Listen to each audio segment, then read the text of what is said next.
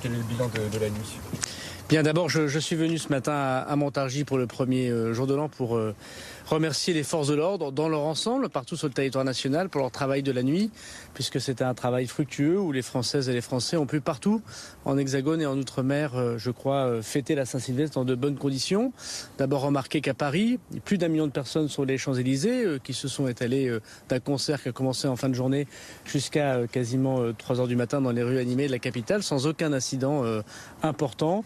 Et je voudrais en féliciter bien sûr monsieur le préfet de police et tous les policiers, les gendarmes et les sapeurs-pompiers mobilisés. Sur l'ensemble du territoire national, les fêtes de la Saint-Sylvestre se sont également bien passées, avec des baisses aujourd'hui que je peux constater au chiffre de 7 heures du matin, bien évidemment, partout sur le territoire national, de véhicules brûlés. C'est 10% de véhicules brûlés en moins par rapport à l'année dernière. L'année dernière, c'était déjà 20% en moins par rapport à l'année d'avant, donc 745 véhicules brûlés. C'est beaucoup moins de policiers et gendarmes blessés, 40% de policiers et gendarmes blessés en moins. Il y a une quarantaine d'agents blessés très légèrement dans leurs interventions. C'est aussi 80% d'attaques de mortiers, de tirs de mortiers, de feux d'artifice en moins par rapport à l'année dernière, et notamment grâce au travail très important que nous avons fait depuis plusieurs semaines de saisie, de contrôle aux frontières et de changement de stratégie depuis les émeutes urbaines que nous connaissons. Donc nous avons évidemment aussi beaucoup d'interpellations, 380 interpellations sur l'ensemble du territoire national, mais c'est aussi 10% d'interpellations en moins par rapport à l'année dernière. Donc c'est une nuit à Saint-Sylvestre qu'on pourrait qualifier de calme. Il y a eu quelques incidents ici ou là, mais la présence très forte des forces de l'ordre a pu très rapidement rétablir le calme partout sur le territoire national. Montargis, une ville symbolique aussi, c'est pour ça que vous êtes là ? Alors je suis venu à Montargis parce que j'essaie de me déplacer partout sur le territoire national.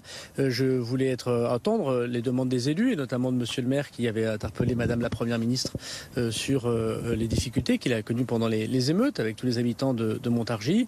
Il y a une augmentation d'effectifs de police puisque depuis le mois de novembre, 10 policiers en plus sont arrivés ici et donc j'ai assuré les effectifs de police que j'ai remerciés et les élus que ces augmentations d'effectifs allaient continuer lors de la prochaine sortie d'école de police qui aura lieu à l'été prochain. Donc Montargis va continuer à connaître une augmentation d'effectifs. Je voudrais souligner que le Loiret a eu, depuis que je suis ministre de l'Intérieur et depuis les décisions prises par le président de la République, une augmentation très importante, notamment à Orléans. Et donc désormais, il faut évidemment regarder ce qui se passe à Montargis, comme dans toutes les villes dites moyennes qui ressemblent à Montargis et qui peut-être n'ont pas connu les augmentations d'effectifs qu'ils devaient avoir. C'est une des explications de ce qui s'est passé sans doute pendant les émeutes. Il faut en tirer des conséquences et les effectifs créés par le président de la République nous permettent d'y répondre. Est-ce qu'on a une idée du nombre de personnes, d'effectifs supplémentaires pour la rentrée prochaine ? Alors on va discuter puisqu'il y a aussi les sorties, il y a des gens qui vont partir de ce commissariat pour aller ailleurs.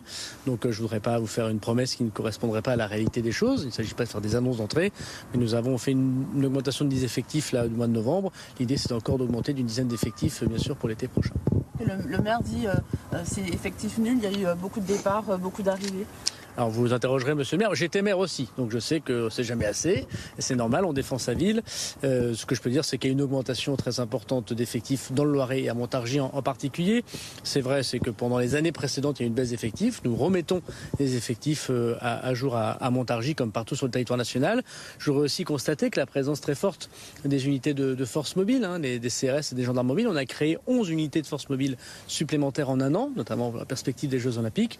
On a vu que pour Noël et à Saint-Sylvestre, ces effectifs de CRS et de gendarmes mobiles partout sur le territoire national, à Romans-sur-Isère, à Charleville-Mézières ou ici par exemple à Orléans, ont permis de pouvoir avoir le calme partout sur le territoire national. Et ces CRS, ces gendarmes mobiles sont aussi à la disposition des villes comme Montargis, puisque je constate qu'il y a 15 jours, ils ont fait de très belles opérations ici. Vous avez l'air globalement satisfait, vous annoncez des chiffres en baisse par rapport à l'année dernière au niveau des incidents. Est-ce que cette soirée fait un peu office de test avant les JO? Est-ce que c'est un bon signal d'après vous pour la sécurité dans le cadre des Jeux Olympiques? Alors moi j'entends les préoccupations qui peuvent s'exprimer puisque nous sommes dans une menace terroriste très importante et puis organiser les Jeux Olympiques en France c'est une fois par siècle. Donc évidemment c'est très important avec une cérémonie d'ouverture particulière puisqu'il n'y a jamais eu de cérémonie d'ouverture en dehors d'un stade depuis la création des Jeux Olympiques. Mais je voudrais quand même constater avec vous, ça fait 4 ans que je suis ministre de l'Intérieur, que l'année dernière le Saint-Sylvestre s'est également très bien passé. Nous avons vu accueillir cette année un très grand événement sportif qui est la Coupe du Monde de rugby, qui est le 5e événement mondial, que sans aucun incident. Nous avons pu accueillir le roi et la reine d'Angleterre en même temps, le pape à Marseille, tout cela sans aucun incident. Donc la France sait organiser ces grands événements, capable d'avoir 1,5 million de personnes sur les Champs-Élysées sans aucun problème.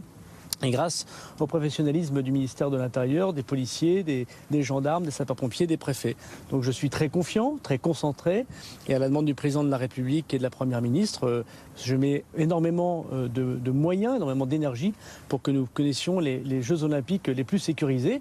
Pour gagner les Jeux Olympiques, il faut des médailles et de la sécurité. En ce qui me concerne, on se concentre sur la sécurité et je sais que ce sera une réussite pour la France. Merci beaucoup. Merci.